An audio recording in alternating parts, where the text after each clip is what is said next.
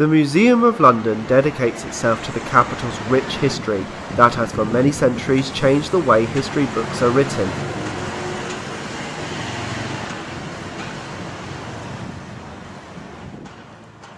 Rotunda.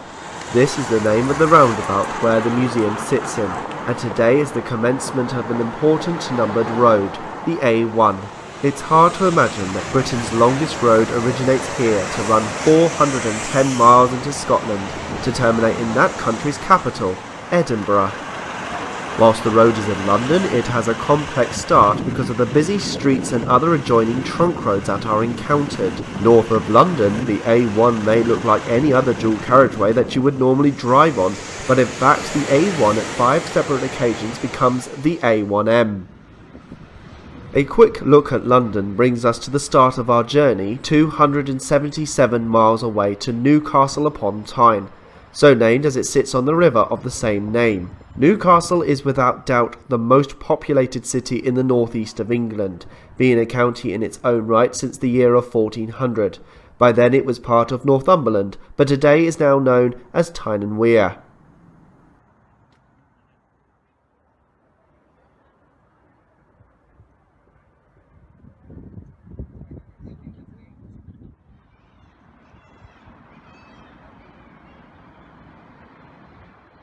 Have a look at this building here adjacent to the railway viaduct. It's the Castle Keep, built by Henry II between 1172 and 1177, replacing the original wooden concern of 1080.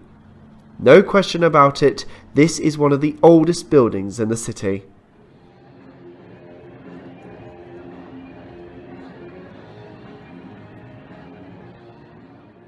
Gray's monument stands in the heart of the city, a Grade 1 listed structure dedicated to Charles Grey, the second Earl of Grey. The unveiling of the 40-metre-high monument was in 1838. The existing surrounding area is simply called Monument.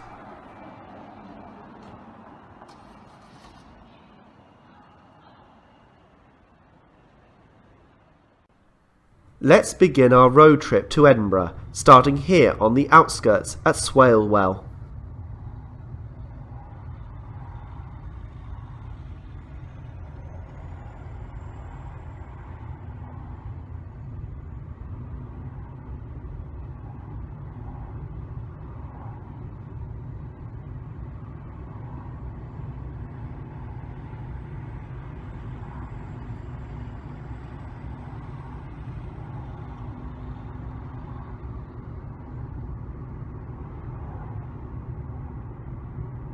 It's a slow start to begin with, but that is the way of things when filming during the rush hour.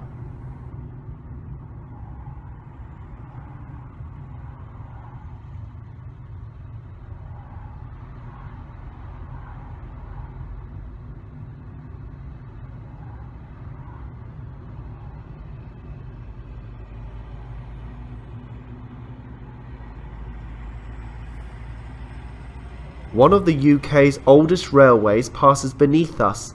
The Newcastle to Carlisle line was inaugurated in 1834, still running to this day, providing a service for passengers to the west from the east. Beyond, we run onto a tall concrete viaduct for the next mile or so as we pass over an industrial estate before crossing the Tyne itself. The Tyne is believed to be over 30 million years old with a length of 73 miles. The main Tyne is the result of the confluence of two other rivers acknowledged simply as the North and South Tyne, with the former's source located near the Scottish border and the latter rising in Alston Moor. Warden Rock is the location of the confluence of these rivers, or otherwise known as the Meeting of the Waters.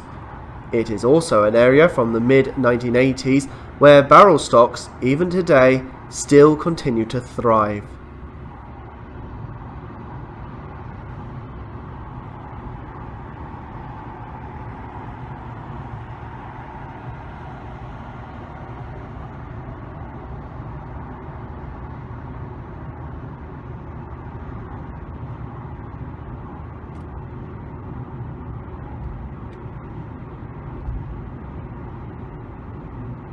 The main arterial route of the A69 to Carlisle branches off here, following the course of the Tyne rivers and the famous Hadrian's Wall. Some of the remains of the wall survive here in the city, like this small section at West Denton.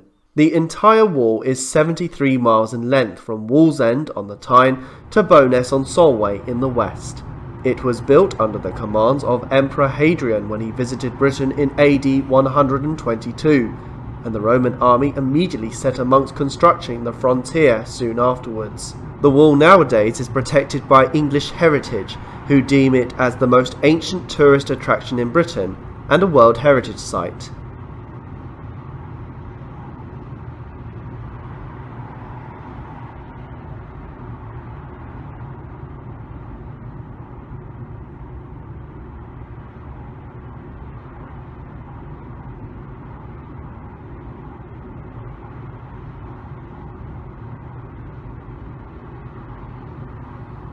Our route we are on at the moment dates from the early 1990s as a ploy to avoid the city centre altogether, as the first numbered A1 road did go through there. In the 1980s its numbered status was incorporated into the Tyne Tunnel, but then again still passed into the city centre.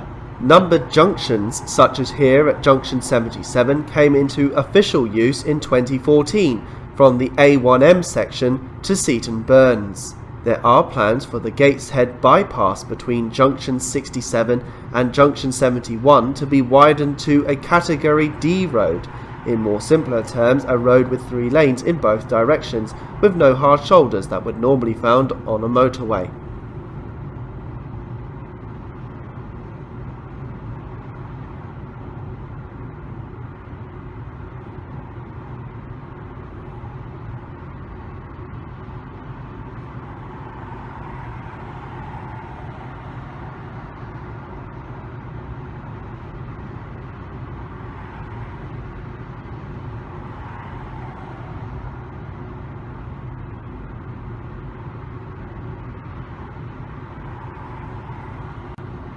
Bridging the road is the Tyne and Wear Metro between Kingston Park and Felton. It first began operation on the 11th of August 1980, increasing in size by the end of 1984. There are only 2 lines on the network, presently the green and yellow lines, making this the second largest metro system in the UK after the London Underground. The system is owned and operated by Nexus, an executive body of the North Eastern Combined Authority, responsible for many coordinations of transport in Tyne and Wear.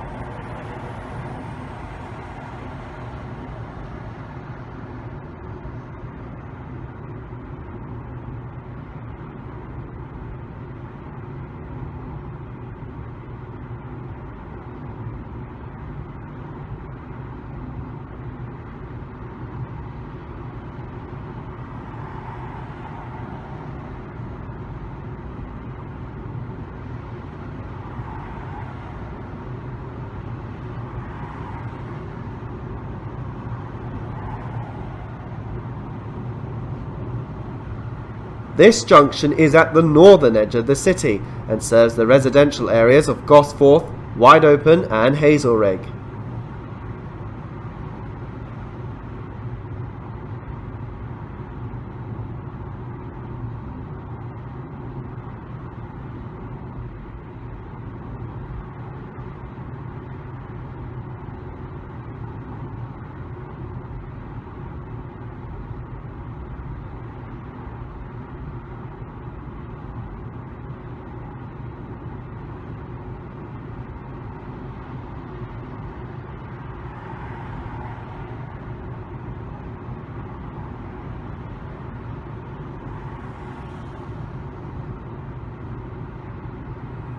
The route from London to Edinburgh can be traced back well into Roman days from the dates of 43 to 410 AD, part of several itinera documented in the Atomy Itinerary.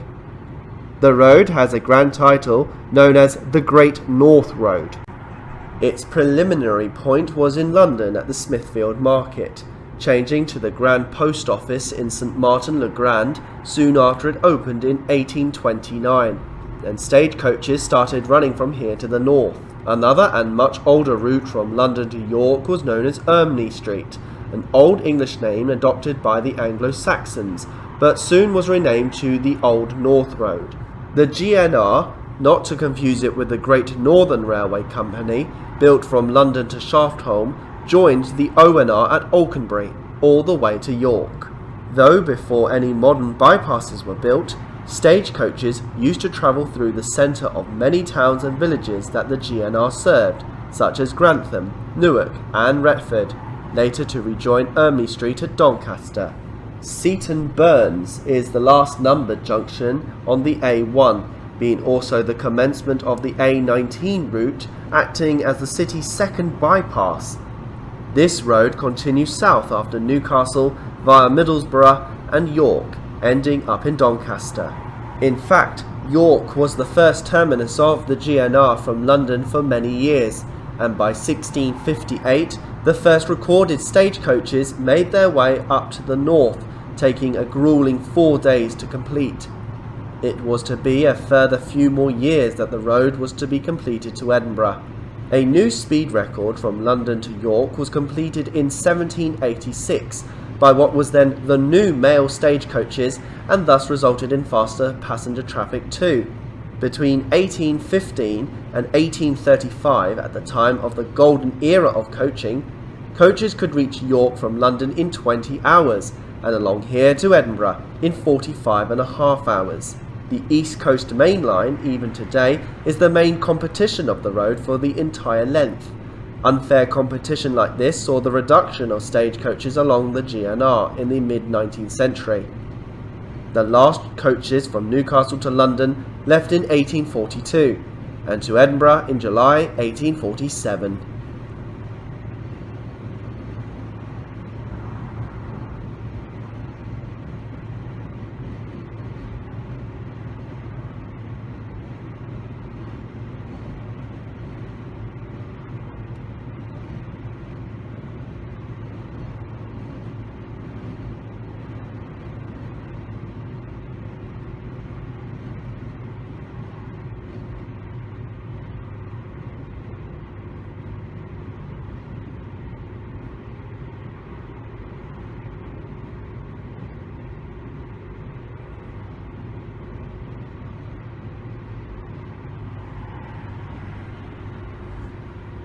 The X14 Enviro 400 bus routes soldiers on into rural Northumberland, with its destination in Thurrock via Morpeth, Long Framlington and Rothbury.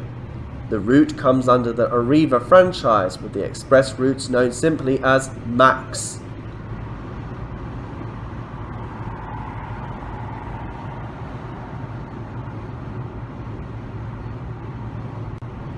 We bypass Stannington village, housing a population since 2011 of 1,280. Stannington is split into 3 quarters: northeast, northwest and south. It's unfortunate that the village can be subject to heavy road traffic in each direction if the A1 is closed from the 2 north and south junctions. This junction is at the northern edge of the village and was remodelled in 2003 to 2004 following a fatal accident in 1999.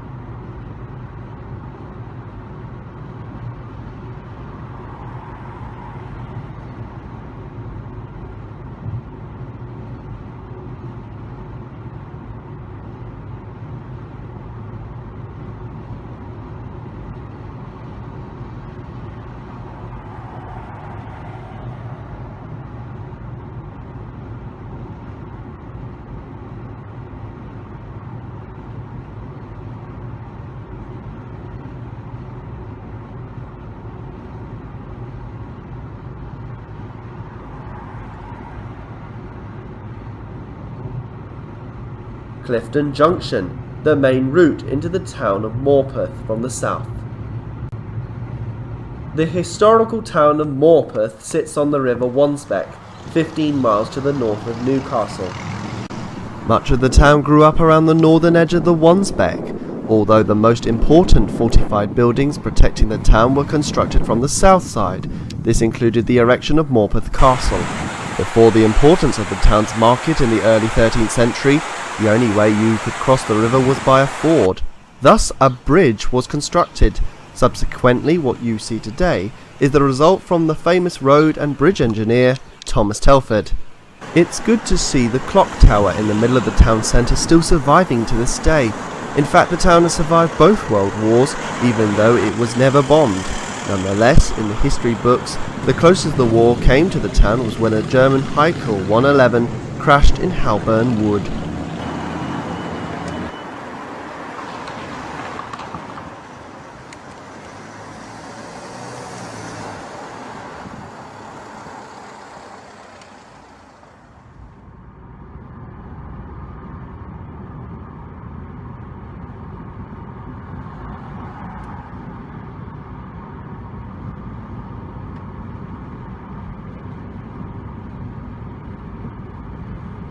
North of Morpeth, we have a short section of 3 lanes. However, the lane on the left is the start of the cross-country A697, now a secondary route to Edinburgh via Coldstream.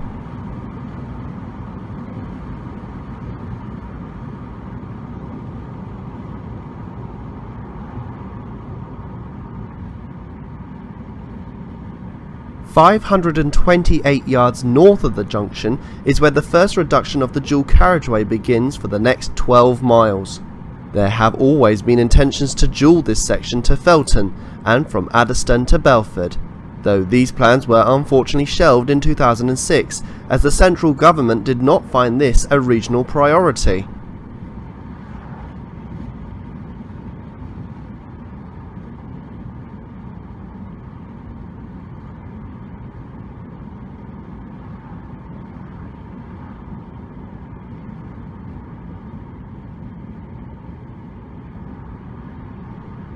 On our right, the 3-mile-long route to Longhurst diverges.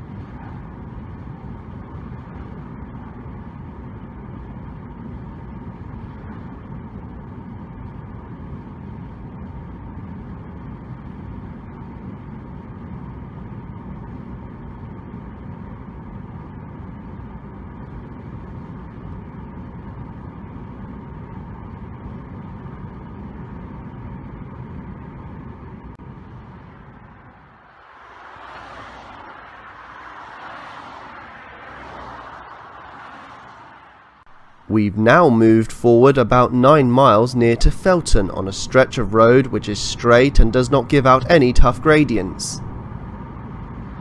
The viaduct over the River Coquet, or Red River when translated from Latin, pointing to the fact there is a large amount of red porphyritic pebbles found in certain areas. The river has been referred to in the 1828 book of poems written by William Gibson called The Sailor or the Coquet Cottage, and other poems, some in the Scottish dialect.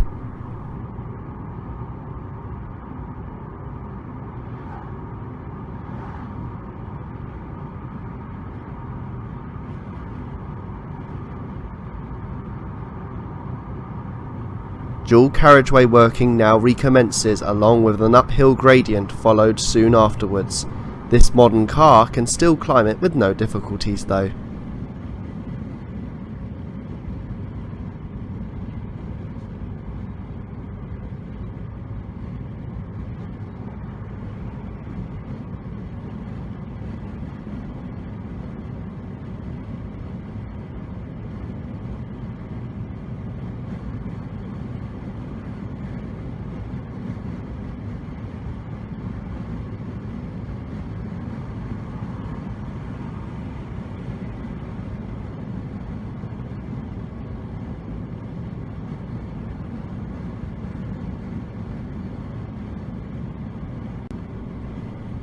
Felton village lies 24 miles away from Newcastle and is spanned by two bridges crossing over the Coquet.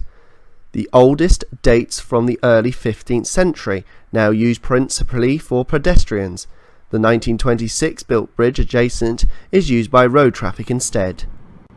It was decided in 1919 by the Ministry of Transport under the Great Britain road schemes that this road from London to Edinburgh was to be dedicated the A1. Allocations between the A roads in Britain, numbered 1 to 99, were officially published in the spring of 1922, with the book being released the following year.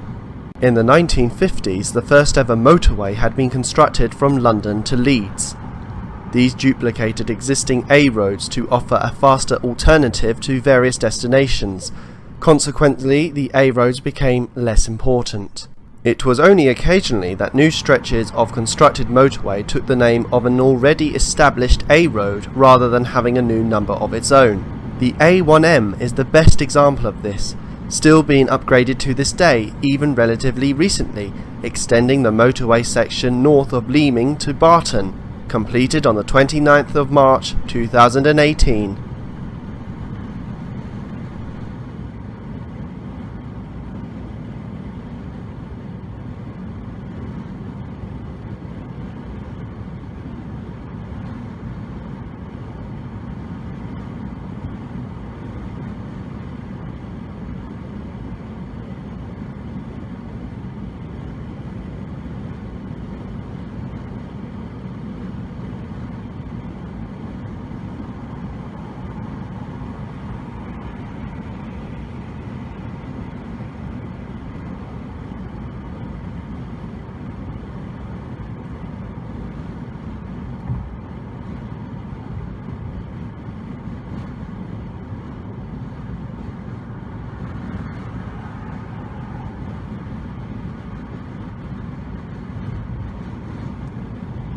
The lush green fields give to the character of the Northumbria landscape, though it is interrupted momentarily as we are now on the outskirts of Alnwick.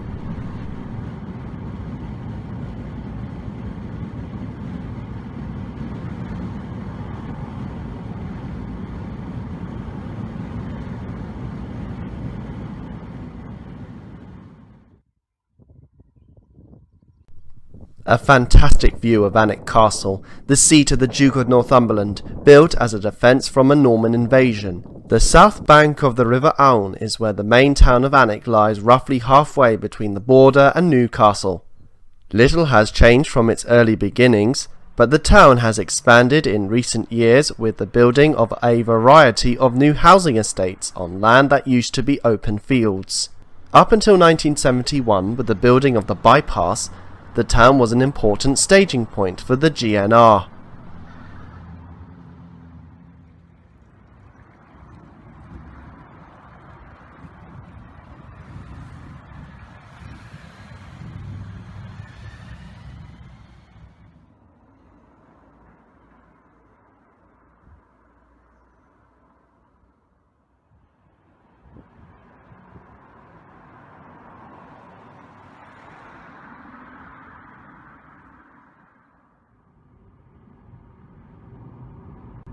Beyond the junction to Alnwick and Alnmouth, the cessation of the dual carriageway and the recommencement of 2 lanes.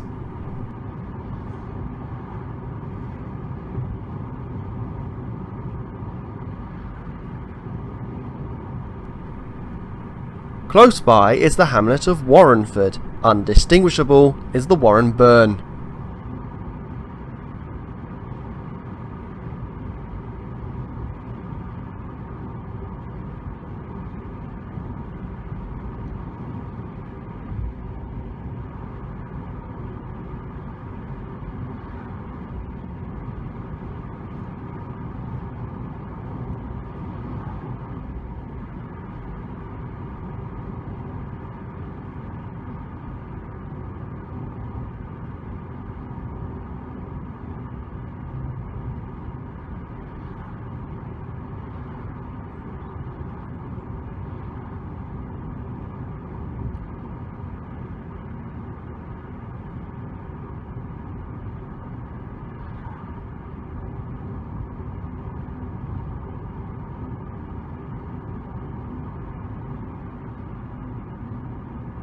The service station is located at Adderstone, as well as the junction to Bamborough, along the B1341. Near the small village of Bamborough is the castle of the same name that spans 9 acres of land on a high rocky plateau overlooking the coastline.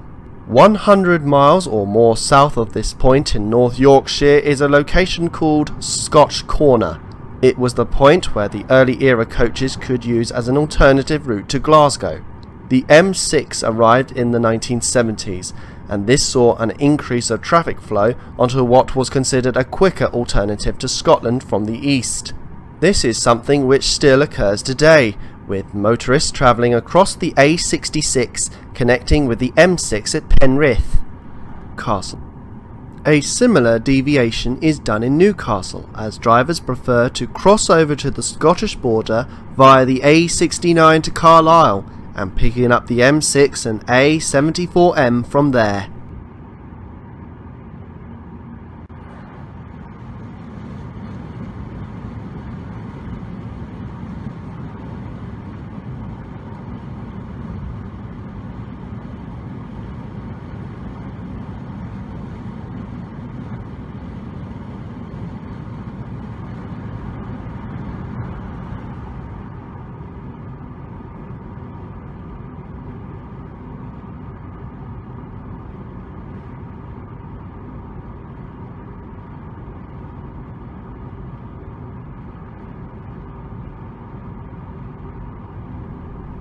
The overgrown bushes you can see located on the left of the picture is where a road junction used to be located, leading into the village of Belford. This was the course of the original A1 running off into the village centre, taking the travellers to an important staging point. But in 1983 the link was curtailed owing to the building of the new bypass. The B6349 now provides the main link road into the village. Belford was at the forefront of a conflicting battle between the English and the Scottish, resulting to the destruction of certain buildings in the area because of the ongoing battles. The Well House is the only survivor, escaping damage or demolition from the Scottish.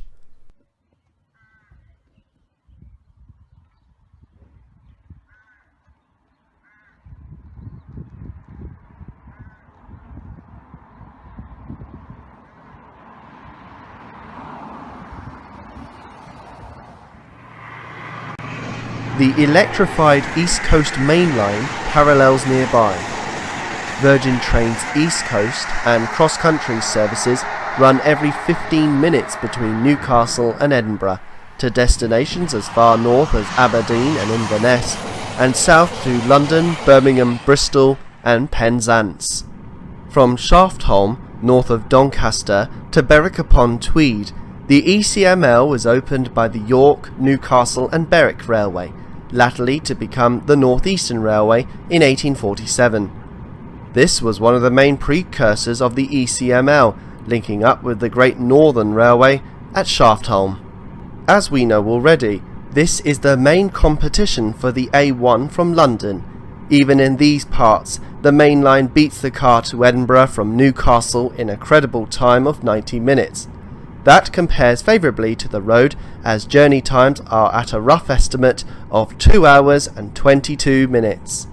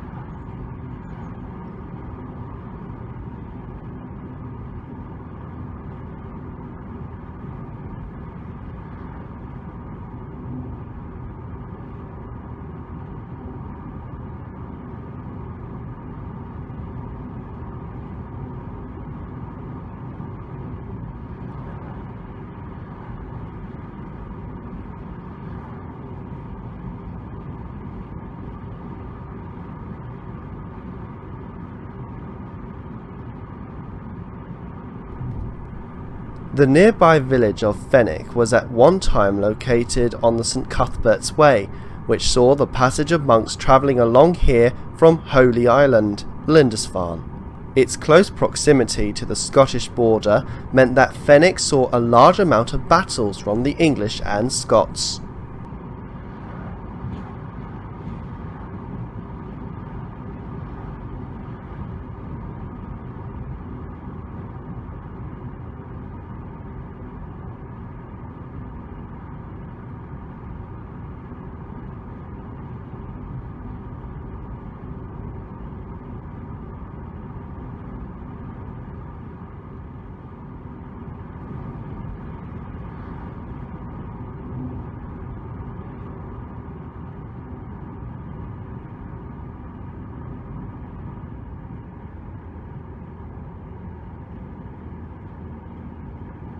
These services are located at Gulf Lindisfarne, the start of the single-track road to Holy Island. The Lindisfarne causeway from the mainland is notorious, requiring road travellers to check the road ahead before crossing. Until the tide has cleared away, motorists may park by the side of the road or in the car park in order to avoid their cars or lorries being stuck in the water. Allocated timetables are given out at each end of the causeway in free car parks from the county council. Nonetheless, despite this, about one vehicle is marooned in the middle of the sea each month, requiring the HM Coast Guard to come and provide a rescue.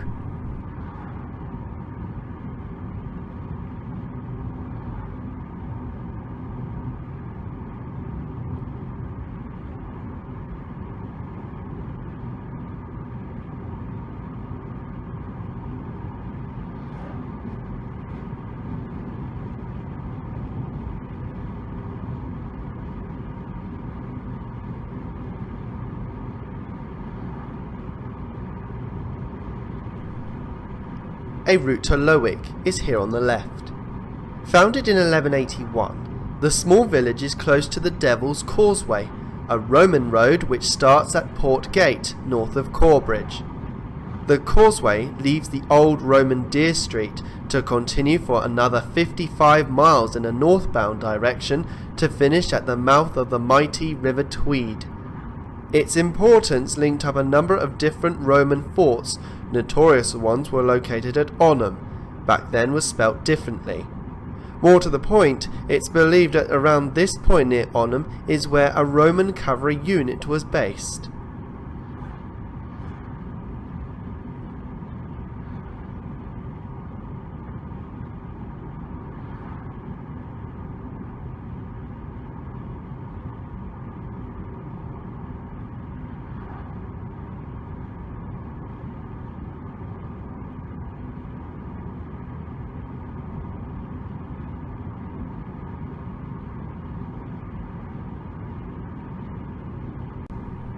Take the right turn here and it will lead you to the small hamlets of Chiswick and Goswick.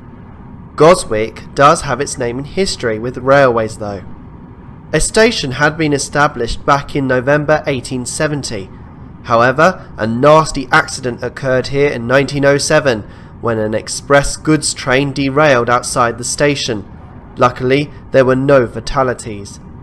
On the 7th of October 1947, there was yet another derailment on the Edinburgh to London Express, causing 28 people to pay with their lives and 65 to be horribly injured. It wasn't the last crash to occur, and on the 28th of October 1953, the Colchester to Glasgow service took off from the rails. Fortunately, with various improvements to coaching stock over the years, there were no fatalities, but one person was injured. The station lost its passenger usage in 1958 and closed altogether for goods in 1964.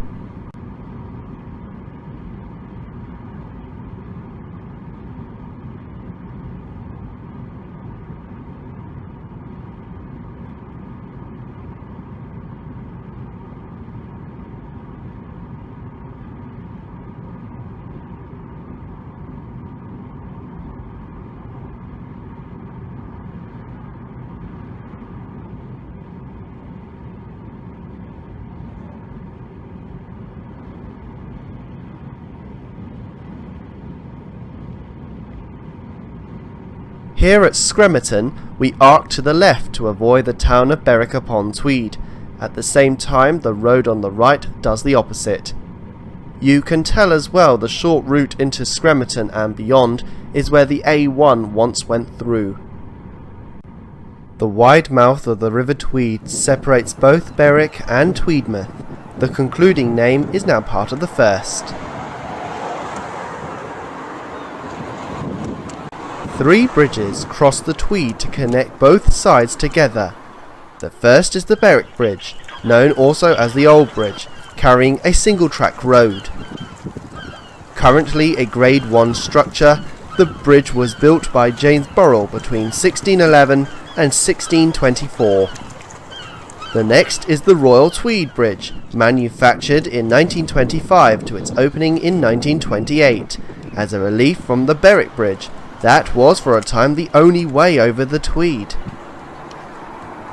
The A1 was renumbered over this bridge, but when the road was rerouted because of an opening of a newer bridge in 1984, it reduced its importance for the crossing of the Tweed. The final bridge carries no road but the ECML. This is the Royal Border Bridge, built from the dates of 1847 and 1850. It has 28 arches and is 659 metres long, designed and built by Robert Stevenson, who had demolished part of Berwick Castle so that the railway could pass through.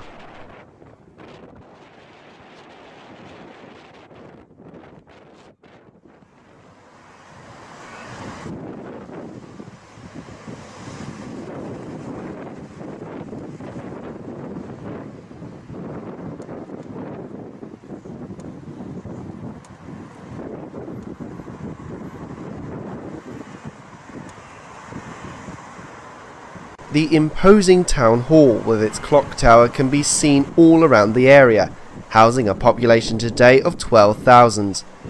Exceptional views can still be seen here, even if it's a windy day, from Meg's Mount.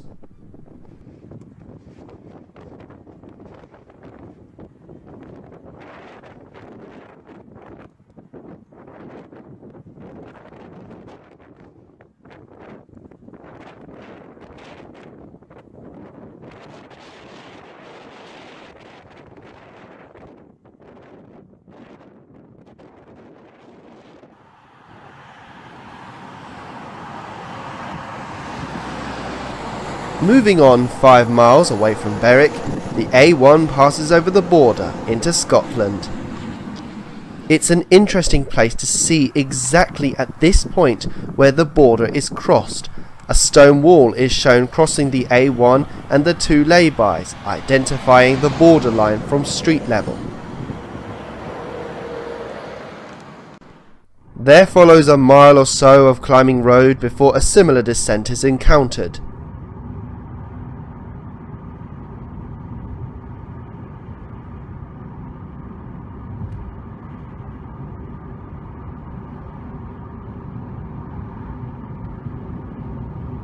The road is truly on the east coast of the North Sea, passing a hilly settlement called Lamberton, nowadays a cold, windy spot that once had a greater reputation many centuries ago.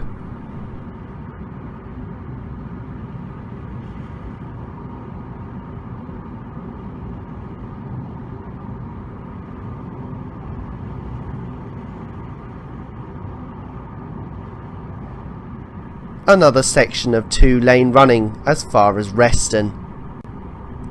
The ECML is on a lower part of the cliff, but still beating the A road with a maximum speed limit at this point of 90 miles per hour. Now from Berwick to Edinburgh, the North British Railway completed the remaining section of the ECML in 1850.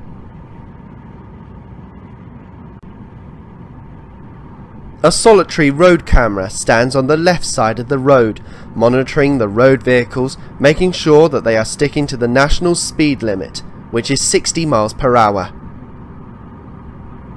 Especially on these sections of road being straight and wide, not all areas are covered with roadside cameras. That is why the majority is patrolled by unmarked police cars.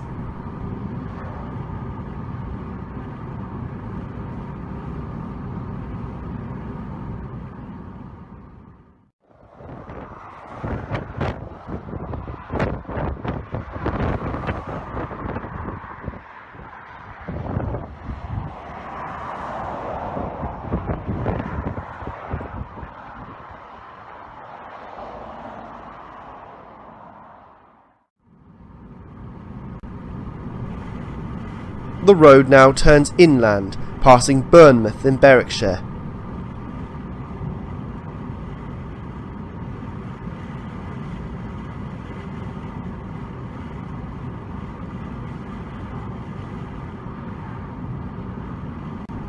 Burnmouth lies on the side of a cliff, where a small stream cuts through en route to the sea.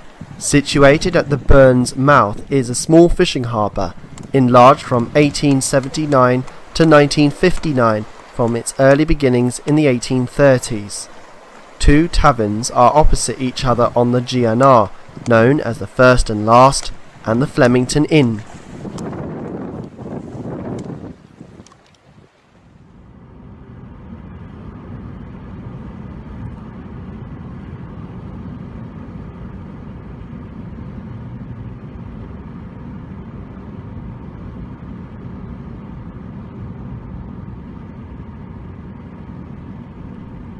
We dive underneath the ECML, this being one of a handful of times the road crosses or passes over since London.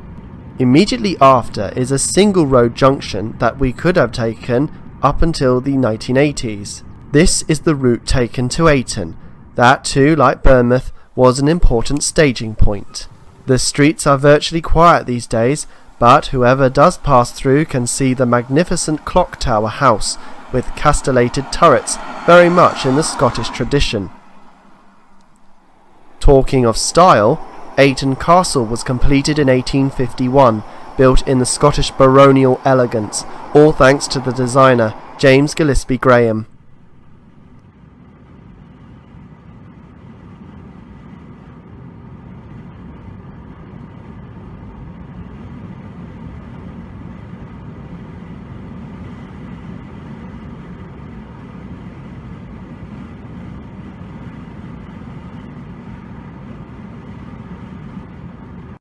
The staggered junction of the B6438, with the right turning heading off to the small villages of Coldingham and St Abbs, whilst on the left the B road passes through Reston.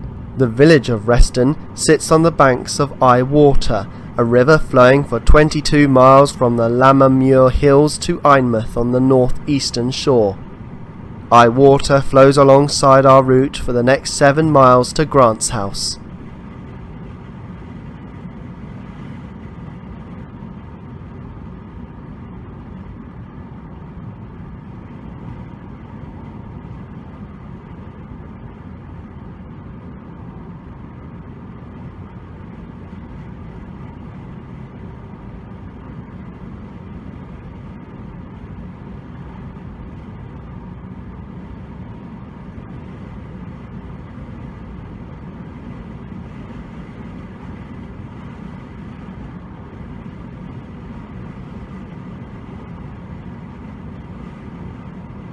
This triangular sign is a warning to motorists that the area for the next 2 miles is subdued to icy patches in the harsh winter months.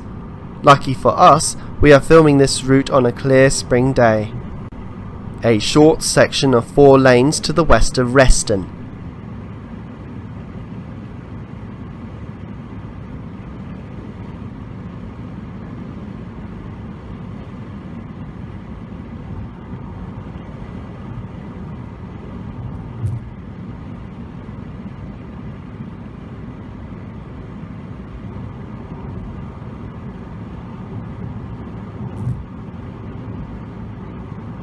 Sharp curves take the B6437 here under the railway line to proceed southwards to Churnside.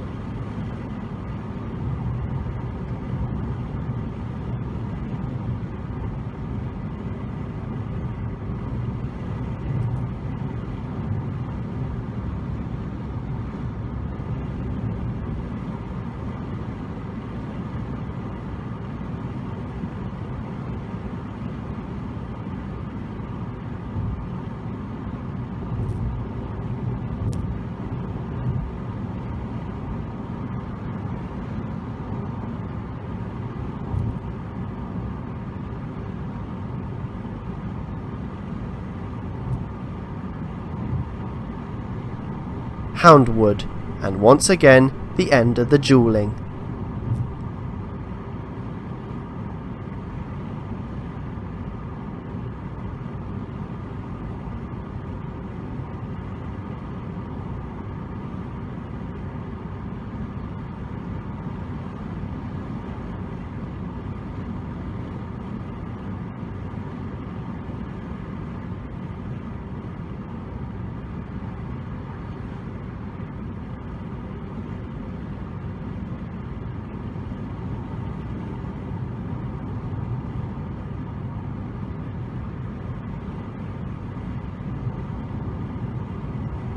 Travelling through this neck of the woods, seen from the driver's view, this area is pretty rural, but then again saying that an hourly bus service is provided in both directions by route number 253 from Edinburgh to Berwick. This allows inhabitants to reach local amenities or connect with the railway for onward travel. Shown from the public timetables, there are in fact 2 bus routes which pass through Houndwood and all the other small villages and hamlets, that being Y01. This service, however, is more infrequent.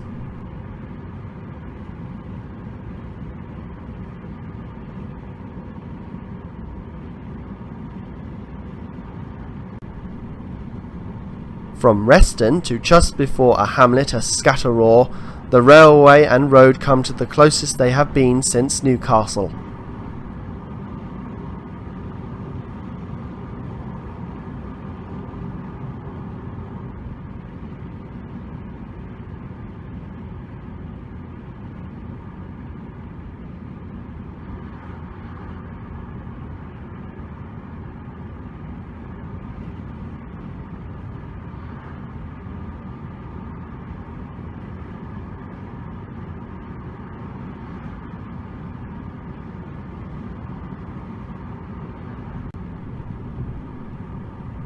The GNR passes the small hamlet of Grantshouse.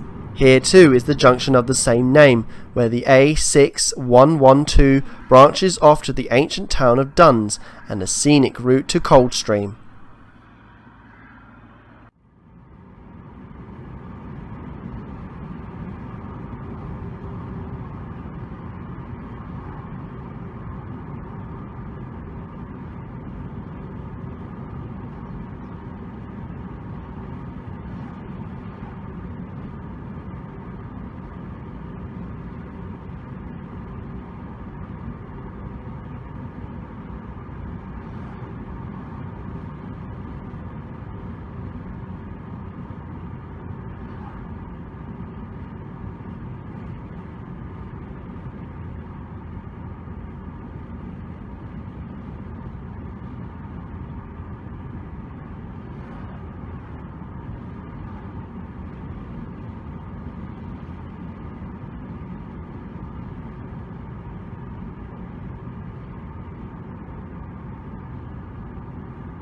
Now we cross over the ECML.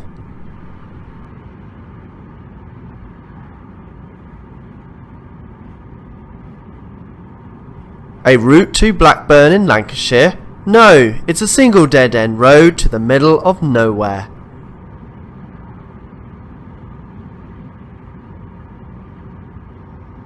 Berwickshire is definitely a proper Scottish border county, taking its name from Berwick-upon-Tweed. That seems quite bizarre as the town is in England. So you may be wondering, why would a county in Scotland be named after an English town? The reason being is that Berwick was once part of Scotland at the time of its formation. However, in 1482, the town became part of England.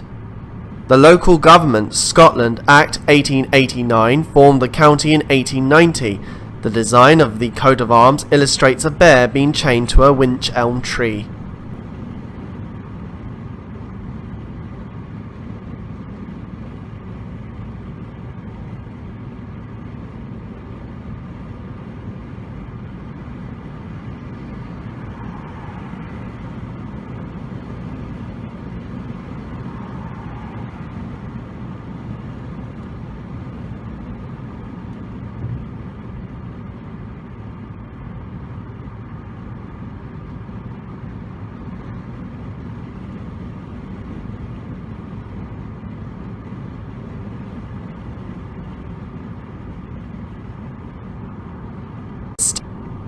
The A1107 joins up again with us here at Coxburns Path, having left the main GNR at Ayton.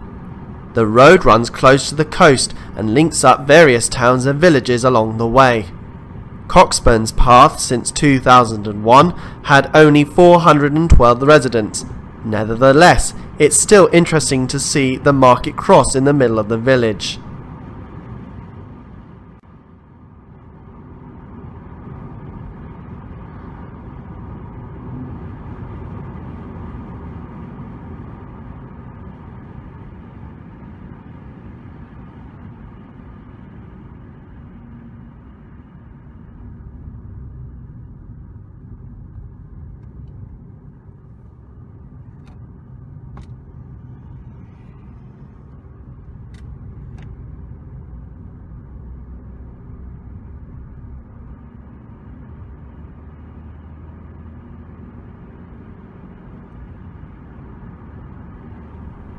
There is something very interesting here at Dunglass that both motorists or railway passengers would not notice.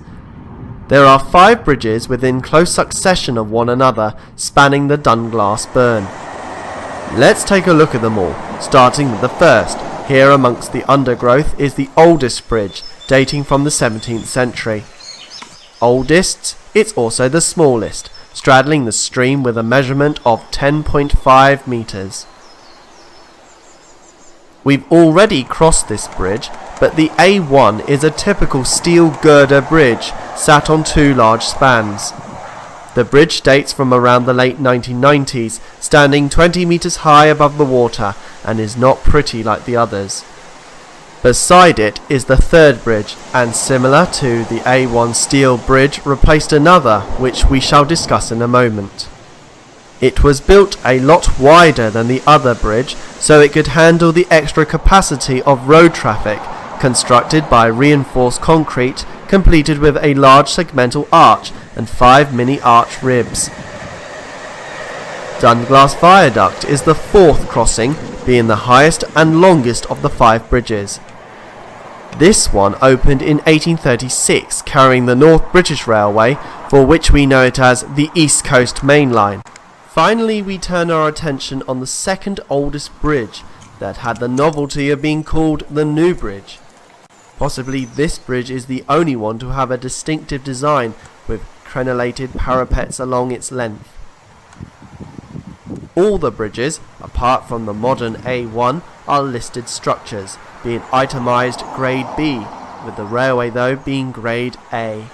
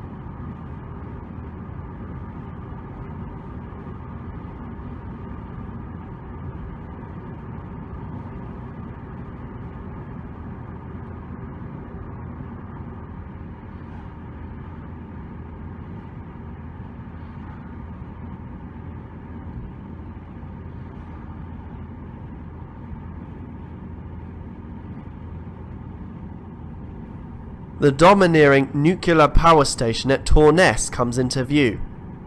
The station was the second generated power plant of its type to be commissioned on the 25th of May 1988. Today the station is owned by a French company called Électricité de France, EDF.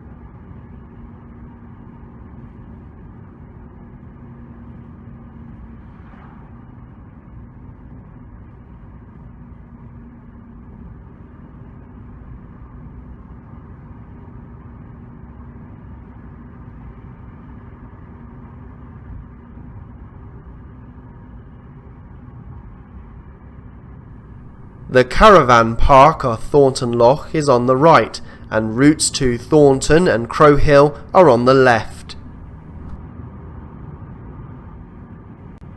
Also on the right is the entrance to Torness Nuclear Power Station.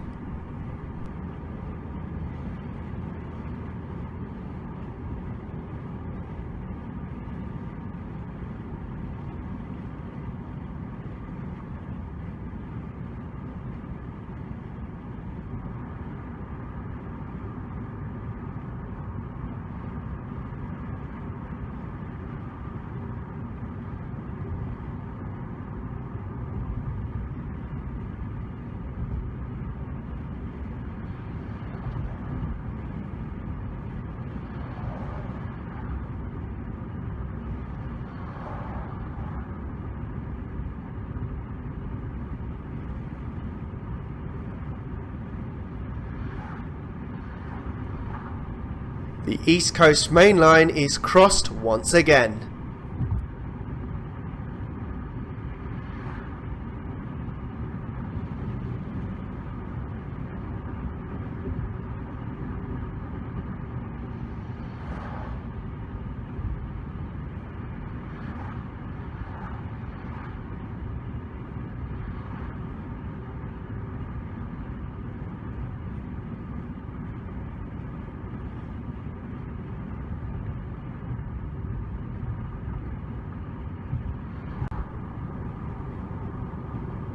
From Scatterall all the way to Edinburgh, we resume dual carriageway working.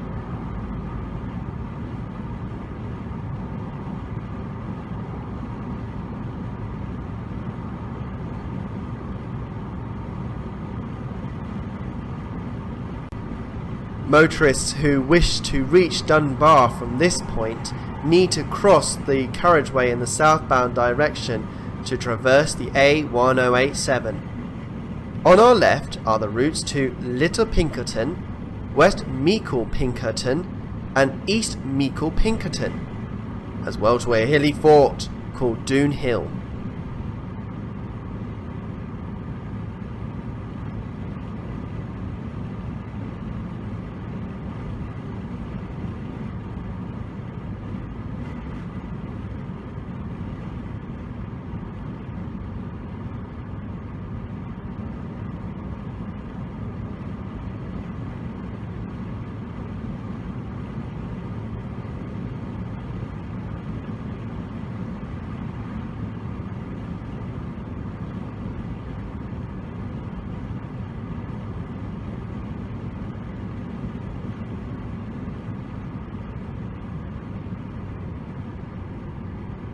We are now approaching Spot Roundabout. This is the entrance road to Dunbar. Halfway between Berwick and Edinburgh, Dunbar's history is full of interest, but then again is clouded by incident and strife, with battles from the Scottish conquest. At least the town holds many noticeable buildings, including the toll booth, used as a crown court, and the parish church. Dunbar has a residential population of 8,486 since 2011, making this an easy place for inhabitants to reach Edinburgh for work via the railway, to provide a useful link to and the rest of Scotland. Dunbar is also the location of the second oldest lifeboat station in Scotland, owned by RNLI, the Royal National Lifeboat Institution.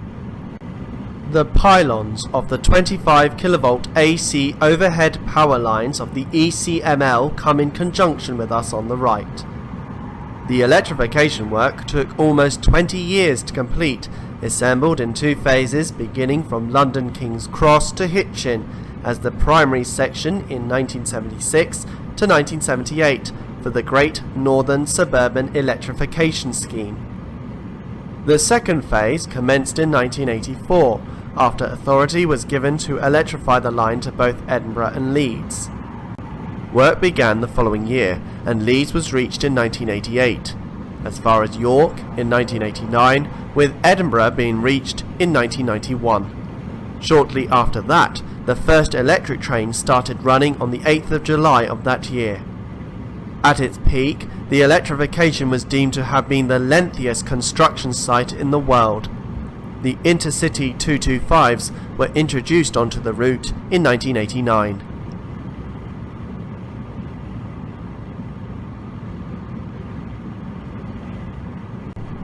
The East Coast Main Line now leaves us to serve some of the coastal towns and villages in the northeast.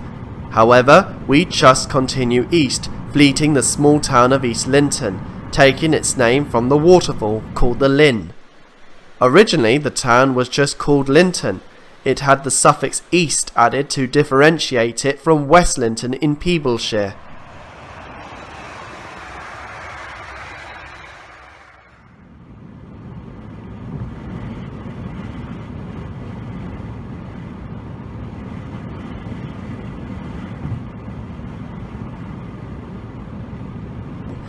Out of view on our right, the A199 becomes another competition for the GNR and becomes an additional route from Dunbar into Edinburgh.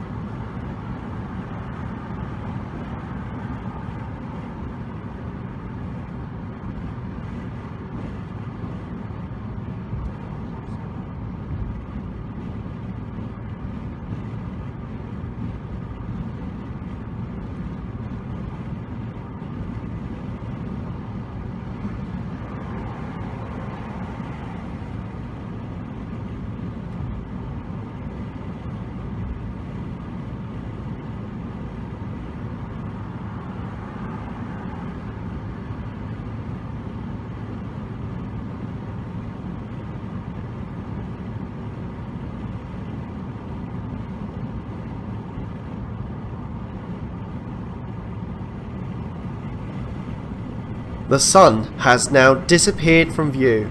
Just look at the grey cloud looming ahead.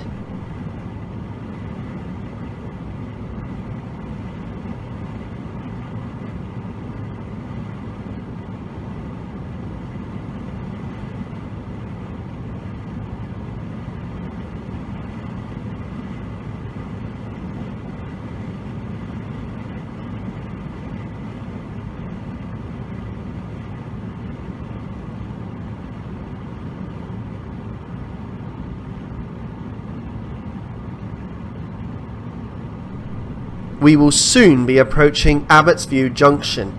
This is the main route to the town of Haddington on the A6093. It's also the route to Drem and the station on the B1377, Gillane on the A198, and to Athelstaneford on the B1343. Still today, the town of Haddington is the main administrative and geographical centre of East Lothian as a result of 19th century government reforms. It once took the form of having its own county from 1889 to 1921, but before this grand status, the town was a city during the High Middle Ages, on one occasion the fourth biggest after Aberdeen, Roxburgh and Edinburgh. Today, Haddington has been designated a small town, with the steady population of 9,000 presently documented.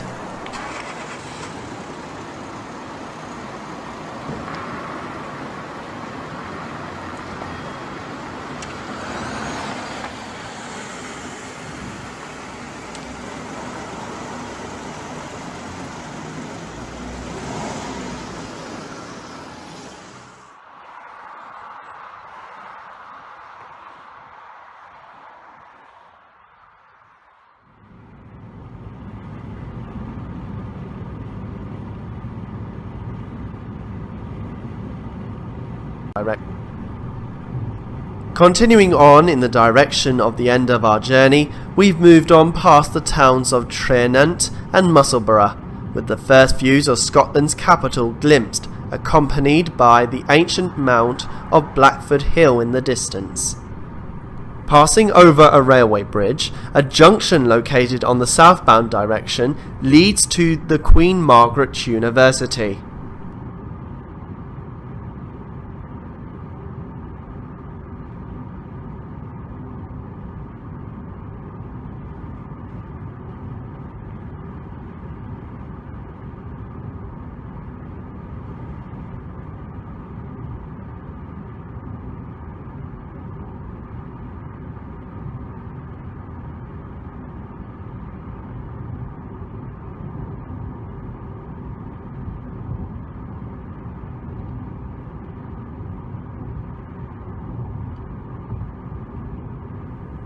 The railway route to Tweedbank.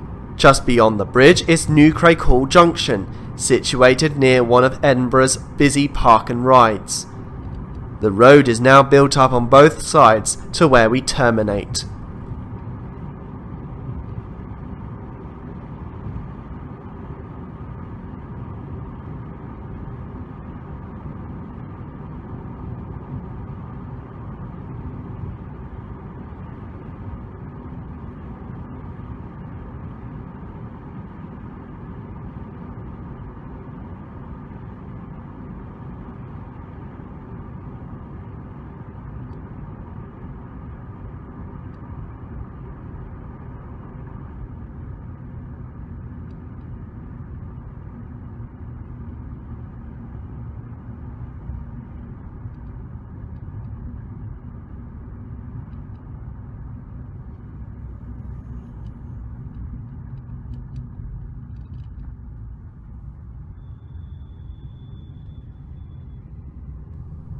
We are now approaching the very last section of dual carriageway this far north, and relocate ourselves to take the left-hand turn onto Duddingston Crescent.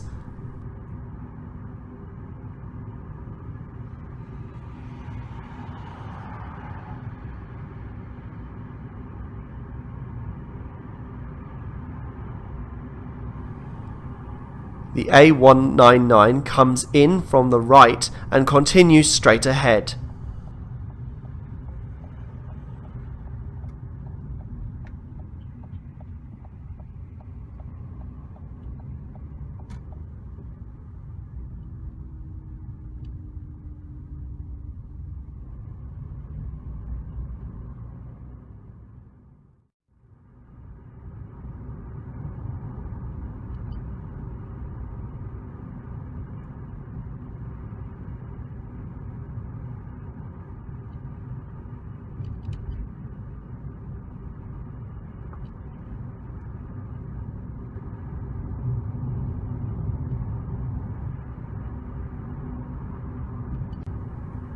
On our left is the perimeter of the Duddingston Golf Course. The last mile or so before this number road ceases, we pass Burns Monument, recently reopened to the public back in 2009, built in honour of one of Scotland's national bards, Robert Burns. The small circular temple has been adapted in the Neo-Greek style of the Georgian era, laying the first foundation stone back in 1831 by Thomas Hamilton, also responsible for the building of the old Royal High School opposite, now the new Parliament building. In the background is the domineering Nelson's Monument, honouring Vice Admiral Horatio Nelson on top of Carlton Hill, close to yet another monument called Dungald Stewart.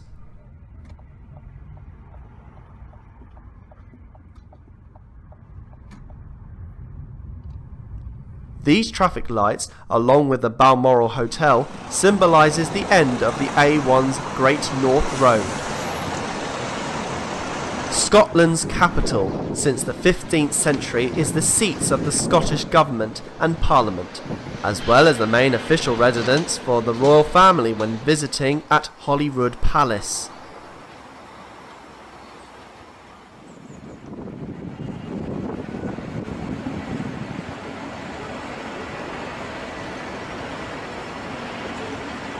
Edinburgh is the second largest city in population after Glasgow, but also has the second biggest financial centre and most populous tourist destination in the UK, attracting hundreds of millions of people overseas every year.